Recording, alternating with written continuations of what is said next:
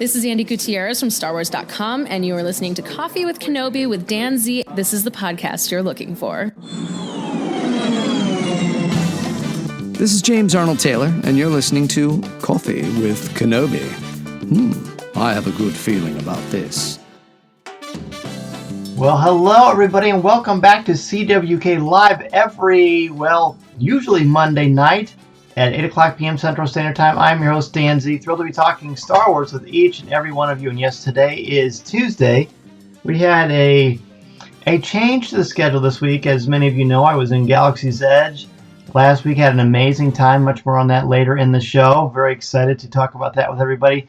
And then I went on a brief vacation with my family, and we got home late Monday, and I thought, you know what?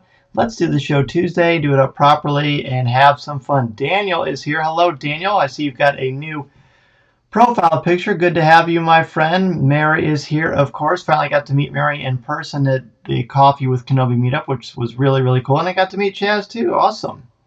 Minta is here. Hello, Minta. And, of course, the one and only Mason Z is here, too. I love it. All right. Well, it's good to have all of you here tonight, of course. Is a show where we're going to talk about our top 5 favorite things we love about a different category in Star Wars. Tonight, it's the top 5 moments from the Bad Batch episode, Common Ground. And this was a fun episode that certainly, I don't know. I'm interested to see what a lot of you have to say about it. There were some mixed messages in the CWK Cafe, and I don't mean that in mixed messages. I mean, it was clear that people are liking the show, but some people are wanting something more out of it as well, which is very fair. Which is certainly a fair thing. But if you ever want to start the conversation earlier and you just can't wait until we have our Facebook Live show, you're certainly welcome to go to www.coffeewithkenobi.com/community and sign up for our exclusive Facebook page. We have a wonderful community talking about all things Star Wars. We have both a spoiler-free and a spoiler-filled conversation about the latest Star Wars TV, books, movies, what have you. So, it's going to be a great show. I'm looking forward to chatting with you again. I am Dan Z, the host of Coffee with Kenobi. Happy to be here with you. Had so much fun at Galaxy's Edge, meeting people and taking you around on the tour. So, before we get into that, let's go ahead and take a look at what is brewing in the world of Star Wars this week.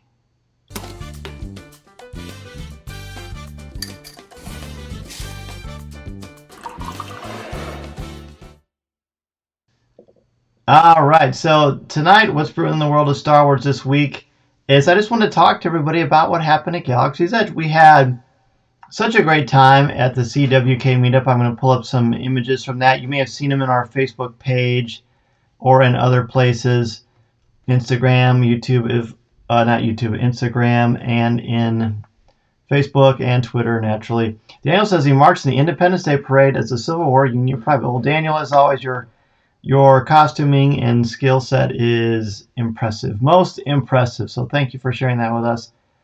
So from left to right, if you're looking on your screen, you've got David Motters, who is one of the hosts of Star Wars Reactions, a really good friend of mine. It was really, really wonderful to finally catch up with him again. Next to David is some goofy guy that hosts Coffee with Kenobi. Next to me is Mary Purdue. It was so cool to see Mary at the meetup. It was great to see everybody at the meetup. Mary and everyone have been so much fun, so supportive of the show, and just really positive contributors to the Star Wars community. And so it was really, really great. Next to her is her son, Chaz, and who got to build a lightsaber at Galaxy's Edge, which was really, really cool. I can't wait to hear all about that. Next to Chaz is Aaron Harris, the other co-host of Star Wars Reactions. I've known Aaron for a very, very long time. And he and David took over Rebels Reactions many years ago, and that was just awesome. He's a great guy, as is David, as is everyone here. Next to Aaron, then we have Jason Brame, who is a good friend of mine. He used to do a Star Wars canon update for us every other week on Coffee with Kenobi. It was great to see him and his wife and their 2 beautiful children. And then to the right, of course, Mr. Blake Weaver. It was awesome to see Blake. We got a chance to meet his wife. And just so much fun. Really, truly so much fun. Great people. We were there for probably a good 3.5 hours, laughing, talking, just catching up with each other, taking some pictures. It was fantastic. So thanks to everybody who was able to join us. I know many of you wish you could have, but were not able to. Minta says, if only I had the Falcon, I would have been there. Minta, no worries. We'll save a spot for you for the next meetup whenever we get a chance to do that. Luis is here. He says, wow, what a divine collection. You're like George Lucas. You want to adopt me. Greetings, Dan. Hey, Luis. How's it going, man? Good to have you back on the show for sure. I'm going to keep showing you some more pictures from the fun meetup that we had. I got some individual selfies with everybody. There's me and Mary, then me and Blake and his wife. And then on the next one, we have, let's see, there's Aaron and David, of course. Everybody wore their Star Wars tees, which is pretty fun. And then there's Blake, and then there's me with David, Aaron, and Jason. So again, a wonderful, wonderful time. Truly special. This community is fantastic. Absolutely fantastic. I'm very excited that I have so many new friends because of Coffee with Kenobi and this great Star Wars community. Thank you again for those of you who could be there and for the positive vibes and all the good stuff. The Force was definitely with us, and we'll certainly have more meetups in the future. You can guarantee that if you're going to Celebration, there's going to be a big podcast meetup. Much more on that in the near future. Also, what I announced on the Facebook Live show where I took you around Galaxy's Edge, so you got to see it all from a first-person perspective as I walked around Galaxy's Edge. As I announced that I've got a couple of projects that I'm currently working on that should be out, the next couple of weeks or something like that. We'll see how it goes, but I will certainly keep you posted here and all over our social media. But I am doing an audio tour of Galaxy's Edge that will be something where you can listen at home and feel like you're at Galaxy's Edge, or when you're there, you can turn it on, and I will basically take you around that area of the theme park, whether it's in Disneyland or Disney's Hollywood Studios in Orlando, Florida, and show you the ins and outs of Galaxy's Edge, the differences between the one in Florida and the one in Disneyland, and explain some of the lore behind this amazing place as well. And I'm also working on an ebook guide to Galaxy's Edge as well. So a lot of great stuff coming up. I'm very, very excited, and it's going to be fun because it's going to help you get the most out of your vacation, get the most out of your experiences at Galaxy's Edge. I know it's hard to get there. I know it's hard to make those things happen. So this will help you really get the most out of Galaxy's Edge. I'm very excited to share it with each and every one of you. And I get asked a lot about tips, and this is going to be a great way to do that. Daniel says, looks like a nice seating area. It was beautiful, Daniel. It's a really, really nice place. Themed around Indiana Jones. Wes says, hey, Wes, what's up, man? I love your picture. He says, maybe Disney will buy it from you and use it for guests that want to get a tour. Well, wouldn't that be exciting? Well, if that doesn't happen, Wes, and I I love your optimism, then certainly you get a chance to get access to it and use that. I think you're really going to like it. It's been really, really fun putting it together for sure. All right, so thanks again, everybody, for that. That was really fun. Now we're going to move on to our top 5 favorite things. Again, thanks for joining me on Tuesday. Normally the show's on Monday nights. I know that's hard with people's schedules to kind of reevaluate, but of course you can watch the show here. You can watch it on Facebook, you can watch it on YouTube, or you can watch it on our Instagram page as well. So there's going to be a lot of options. If you're not able to catch it with us here, you can certainly listen to the audio version later on the podcast feed. But we're going to go ahead and jump into our top 5 favorite moments from the latest episode of The Bad Batch. This episode was titled Common Ground. So we'll see if we have common ground and what we thought about this episode as well. So my number 5 is They'll Feel That in the Morning. There was a great little sequence a little over halfway through where Wrecker tosses these clone troopers out of the walker. First you just see clone troopers going flying, and then he says they'll feel that in the morning. I thought it was a funny little bit of Wrecker humor, I guess you could say. So Josh is here. Josh says, hi, sorry I'm a bit late. No, sorry at all, man. Glad to have you here. I just announced that I'm doing a Coffee with Kenobi walking tour, an audio walking tour of Galaxy's Edge for people who are going to Galaxy's Edge, so you can get the most out of your experiences in this incredible 14-acre Star Wars land. It's going to be a lot of fun. Number 5 for me, to the Senator standing up to the Empire. I love that part, Minta. That was really good. It was definitely some shades of classic Star Wars in that sequence, and I really like that Senator as well. Mary says, GS8 sculling off to send the message at the beginning. GS8 gave the episode a nice C-3PO and L3 vibe. Sounded like L3 too. I know that's not the same voice, but really, really cool. Well, Cad Bane is here. Well, how about that? Cad Bane, the Cowboy Bounty Hunter.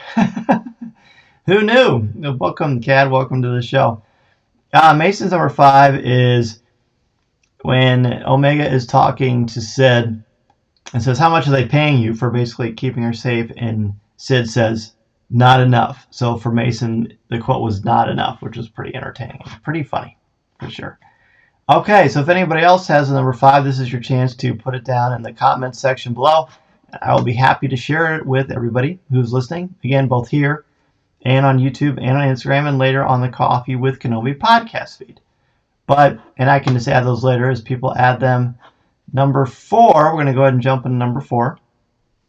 Number 4 for me is I put leaves and coloration, which seems at first blush a little bit like, what's he talking about? But the opening sequence, and then whenever they go back to the planet, seeing the incredible coloration and the graphic design on this, and again, of course, the coloring, and as well as the beautiful orange leaves. I just thought it was gorgeous on Raxus. I just absolutely loved it. Again, it shows how Lucasfilm was taking their animation up to another level, and it's just a work of art. It's absolutely beautiful. Number 5 for Daniel, the opening scene of Raxus in the Disney-esque castle building towering above the city. Well, that's fun. I like that one, for sure. Let's see. Number 4 for Mary is Abby sings Standing Up to the Empire, but how does he keep that monocle on? That is a good question. I was wondering that as well, but I really like those mutton chops, too. That was good stuff, Mary, for sure. Cad says, I love the droid who helped the Bad Batch find the center. Really cool design. That was a great design. Kind of looks like a Death Star droid to a degree.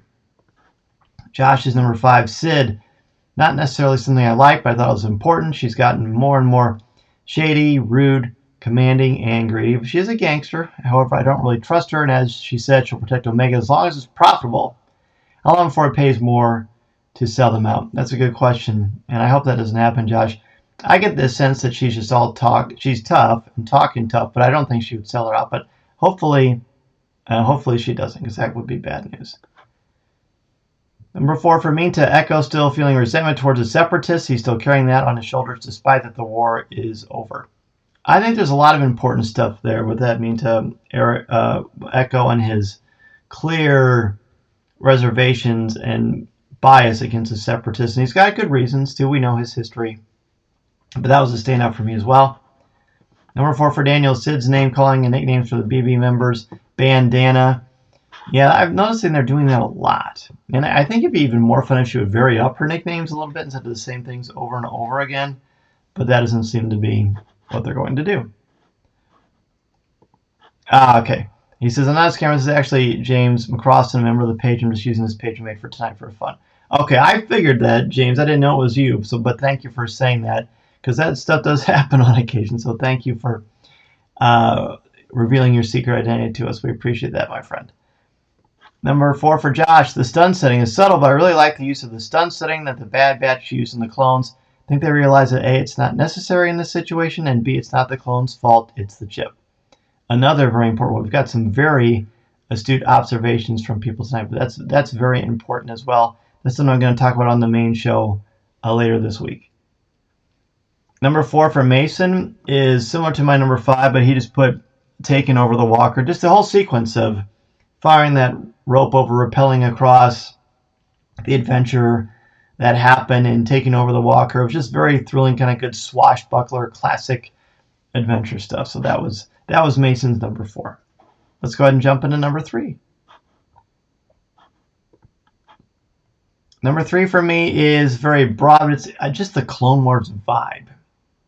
The first 5 to 10 minutes of this episode felt like I was watching a classic Clone Wars episode from Season 4, honestly.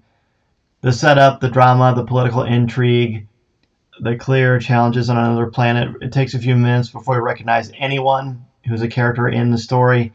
And I like that. Just gave a good classic vibe, which was very welcome. Number 3 for me is similar to the one I had mentioned earlier. They'll feel that in the morning. A very funny, very Very welcome little sequence in the adventure. Number 3 for Mary Echo's reluctance to work with a separatist. Ditto to Minta's number 4. Excellent. Very good. I'm glad to hear that. Mason's number 3 was What's My Cut? And then Sid goes 30. And then Omega says 60.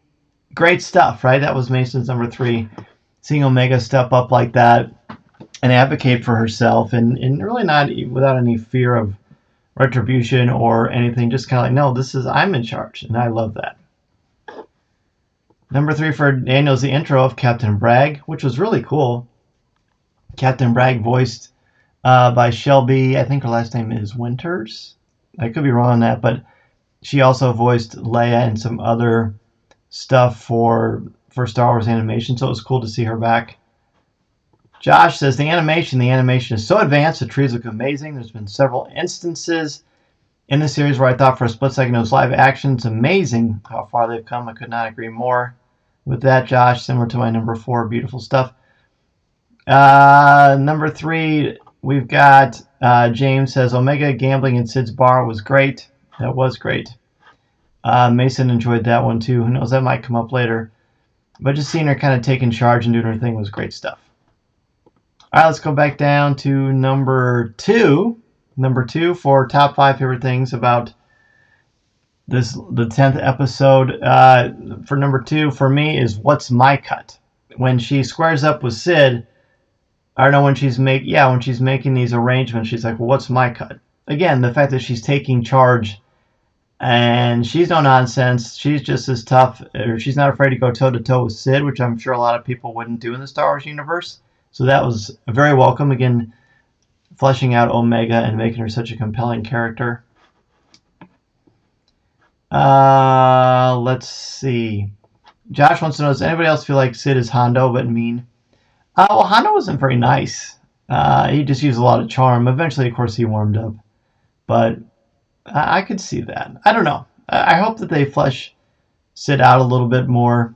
But I definitely see the idea. But if anything, Sid's more loyal. At least Sid is consistent. Hondo changed sides all the time, as you probably remember. Minta's number 2 is Live to Fight Another Day. That was from Echo towards the end of the episode, showing that he had come around and avoided his immediate reluctance to trust anybody that's in the separatist movement.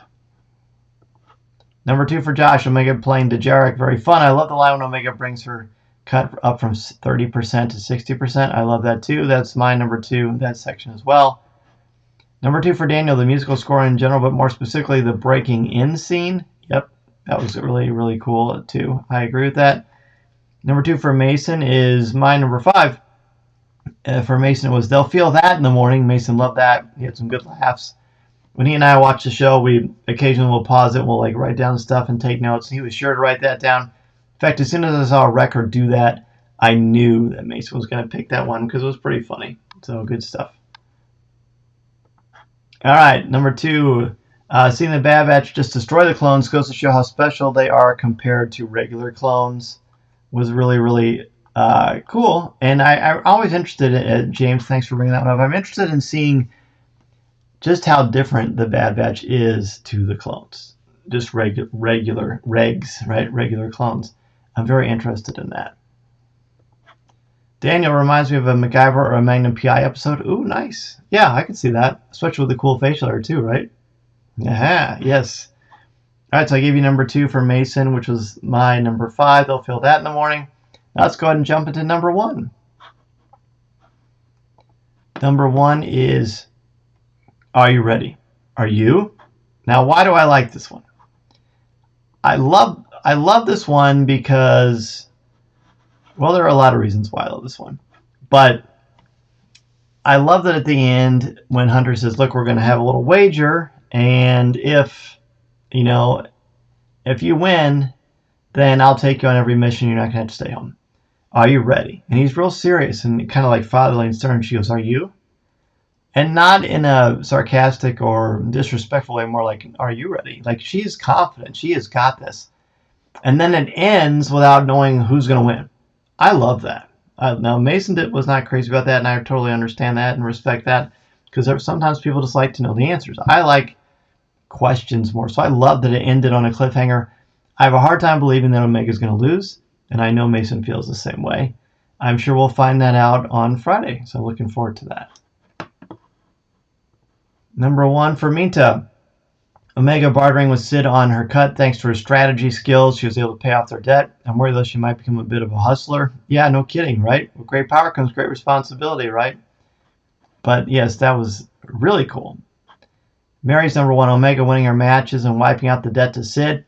Have we seen so many people in Sid's place before this? Interesting. Very interesting question, Mary. I hope we find out.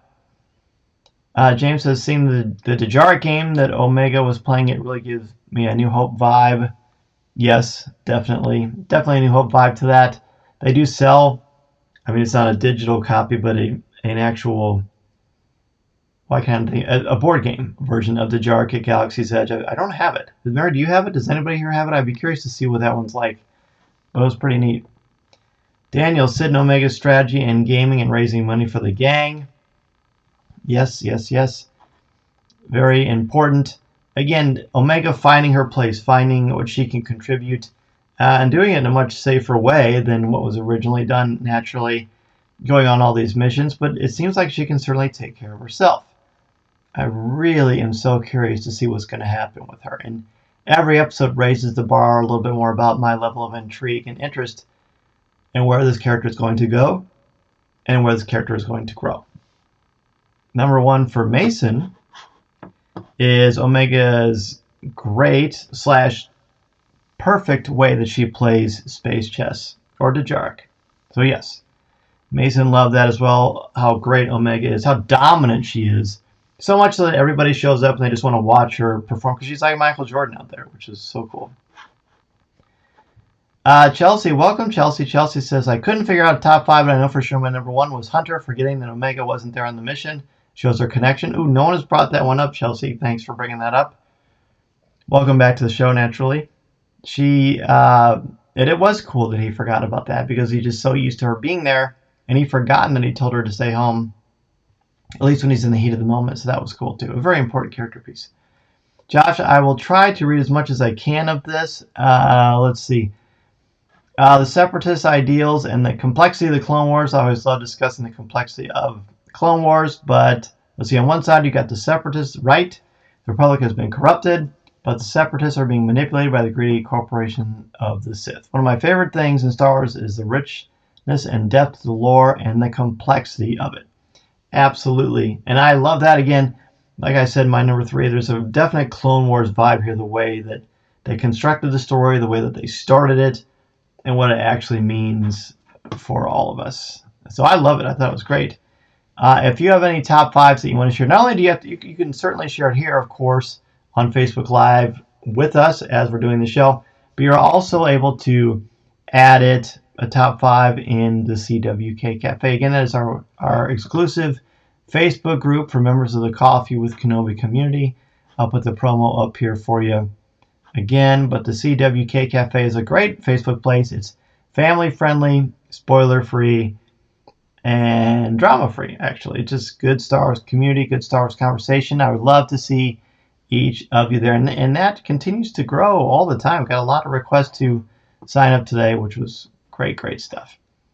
All right, so next week's top 5 is, of course, going to be from episode 11 of The Bad Batch. It's always so interesting, isn't it? Because when there's a live show that's actually on, then whether it's Mandalorian or Rebels or Clone Wars or Bad Batch or whatever, you know what the top 5s are going to be. So hopefully when the first season is done, you will have ideas of top 5s that you would like to explore on Facebook Live, again, every Monday night at 8 o'clock p.m. Central Standard Time. I've certainly got some that I'm ready for, and I want to share with everybody in the community, because I love your feedback. I love the conversation. That's what makes the Star Wars community so fascinating and so great to be a part of. All right. Well, thanks for that, everybody. Thanks for preparing your top 5. Let's go ahead and jump into Ask Dan Z.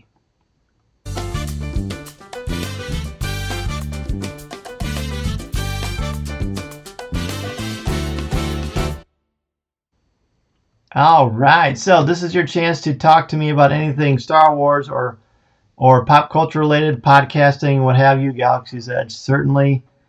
Mason wants to do top 5 favorite clones. Mason, that is a great idea, and we are definitely going to do that for sure. So James wants to know if you could own any type of droid from the Star Wars galaxy, what would it be? For me, I would choose an astromech. It would definitely be an astromech, and it would definitely be R2-D2 for me. To me, that's the only option. I mean, it's R2-D2. He's the classic, and I feel like you could always charge your phone with R2-D2 around too. They actually sold a live action. They actually sold a life-size one at Galaxy's Edge when it opened. Man, talk about a dream to have that someday. Josh wants to know if I saw the special look for Visions. He says he wasn't very excited because his anime isn't really his thing, but honestly, he's pretty excited. The trailer for Visions was very cool. It was very cool. Absolutely very cool. I'm not a big anime guy either. I know LJ Souter from the CWK Cafe is. But this trailer was certainly compelling, and it did make me very interested in what's going to happen and what we're going to get to see. Josh wants to know about Chopper. I love Chopper. Chopper's great, but I feel like R2-D2 would be a more friendly companion. Chopper would take a while to sort of house train, I think, but I love Chopper. Meantime, do you think any of the characters from the upcoming Vision series will become canon in future Star Wars projects? You know what? That's the great thing about Star Wars. Means anything is possible because you've got this wonderful tapestry of the legacy, or the Legends line, I mean, and then just all the great Star Wars stuff and the ideas that weren't necessarily used, like design, concept art, and things like that. But eventually they come back. So I feel like you've got that rich, beautiful canvas of Star Wars and mythology to choose from. So I think anything is possible. Did I see any new indie content at Disney World, like around Jock Lindsay's restaurant? Any Indy 5 clues? No clues, and I don't think we will see any clues for that. But there's in the Star Wars gift shop on Hollywood, in the corner of Hollywood and Vine, they had some Indiana Jones 40th anniversary shirts. They had an Indiana Jones iPhone case, and they sold some fedoras and some other fun little things. So yeah, there's definitely more Indiana Jones merchandise. It was all focused around the 40th anniversary of Raiders of the Lost Ark. But yeah, Mason would have DL, which doesn't surprise me, Mason. I thought you might say that. Mary says Chaz is thrilled Trigger will be doing 2 of the Vision shows, one of his favorite anime creators. Oh, good. Well, then Chaz will be a good go-to person to ask about this stuff, because again, that is not something I'm very as aware of as other pieces of popular culture. So that will be good. Timeline for the guide being completed. Daniel, I'm hoping to have it out by the end of July at the latest. Working very hard on that. I'm certainly looking forward to sharing with everybody. Are you planning on going to Galaxy's Edge in the future, or is it just something that you're interested in? Either way, I will do my very best, my friend, because I wanted to share it with the world for sure. Wes says he hopes Lucasfilm continues a Journey to Indy 5 literature series for the new movie, like they do for Star Wars. I hope so, man. I hope so, Wes. I hope we get comics, I hope we get books, I hope we get lots of stuff. That would be so great. So great. Josh, one of the cool things about Star Wars is the vastness of the galaxy, so not everything needs to be connected. There's so much room for creativity. Isn't that wonderful? So cool. I love that too. There's just a lot of great creators there. Wes says, thanks for letting me bring up an indie tangent. Oh, Wes, my pleasure, buddy. You don't have to thank me. I love Indiana Jones. I'm always happy to talk Indiana Jones, definitely. James, do you think we'll see any Stormtroopers on the Bad Batch? Not yet. It's too early. It's like a week after episode 3 ended. Yeah, it's pretty close. I'm not sure how much time has passed from the first episode of the Bad Batch to now. But ultimately, I'm sure we're going to. We'll have to. That'll be fun. It'll also be fun to see how close this is to the last episode of Clone Wars, with Darth Vader finding Ahsoka's lightsabers. Would love to get there. No plans yet. Good. Okay. I just want to make sure I have it out for people, especially for people who are going sooner. Do you ever think we'll get a series of what happened to Ezra and Thrawn after Rebels ended? I hope so, because as you may know, and many of you may know, that is probably my favorite series of Star Wars that isn't the movie Star Wars Rebels. So I hope we get to find out stuff. Boy, look at all these questions. I love it. That's so good. Louise says, when it happens, or questioning when it happens, or why the change from clone troopers to stormtroopers? Well, Louise, from what we've noticed in the Bad Batch, it looks to me and based on existing Star Wars lore as well, that the clones become too expensive, and of course they age a lot faster. So they basically try to persuade people to join the Empire by inspiring them through loyalty. And apparently it's cheaper to do that way as well. So eventually the clones phase out and the stormtroopers start to come in. I think we're going to see that in the Bad Batch as well. Wes is looking forward to the transition to the stormtrooper armor. Hopefully that will happen towards the end of the season. I hope to see that as well. Possibly the Ahsoka series, and we'll see what's going on with Thrawn. I hope so. I mean, we got a little hint of that in season 2 with the Ahsoka episode. Wes says he wished they would commission Timothy Zahn to write the Thrawn and Ezra story. They may want to save it for live action or animation. That'd be great, man. That would be so great. James says, I think it's mostly because they're running out of Jango's DNA. They are, and that's certainly been a key fulcrum or a key concept that has been talked about a lot in Star Wars The Bad Batch so far. I love these questions. Keep them coming. This is what we're here for. Of course, you can always email me, danz@coffeewithkenobi.com. I'm happy to answer any questions you have or share them on the show. Wes mentioned Indiana Jones a couple of times, which is fantastic. So this week on Coffee with Kenobi, of course, we went over the usual Bad Batch, but I also had Jason Fraley, who is a longtime movie critic and a great guy, very intelligent guy, a lot of fun. We talked about the legacy of Indiana Jones and Raiders of the Lost Ark. It was the first all Indiana Jones episode that we've ever done on Coffee with Kenobi, but I expect to see a lot more of that as we go along because, hello, Indiana Jones is awesome. Speaking of awesome and a lot of fun, if you're a member of the CWK Alliance, you know about our exclusive weekly Patreon podcast, CWK Pour-Over. This week we talked about our top 5 favorite superhero costumes, and it was tricky because we tried to focus on not the superheroes or the characters themselves, but just the pure design and look of the costume. It was a great challenge, but a lot of fun to do. Josh wants to know what do I think is the best Star Wars, like out of the comics, movies, shows, novels, everything else. I have to go with Rebels, currently watching it for the 3rd time. So good. You know what? I love Rebels. I would easily place it over some of the movies, actually. And that's not a knock against movies. I just think Rebels is just that good. It's just that good. Will Filoni be writing all 6 episodes? I don't know. I think that whatever they do, it will be good because that's a very, very important, very special part in the Star Wars timeline. Who had the more tragic life story, Vader or Grievous? Well, we don't really know much about Grievous's story in the canon, but I don't see how any of them could be worse than Vader's, being punishing yourself for things you did and didn't do, very much losing your way for, 23, 24 years in the galaxy. That's pretty harsh stuff. Darth Vader's a great classic tragedy, very Shakespearean. One of the things I love about Star Wars. Well, that is going to do it for this week's CWK Live. Next week we'll be back for our usual Monday night at 8 o'clock p.m. Central Standard Time. I'm very much looking forward to continuing the conversation with each and every one of you. And besides, again, not only doing it here, but you can come over to the Coffee with Kenobi's Facebook group, the CWK Cafe. Go to www.coffeewithkenobi.com/community, and that is where you can continue the conversation with us in a family-friendly, spoiler-free place.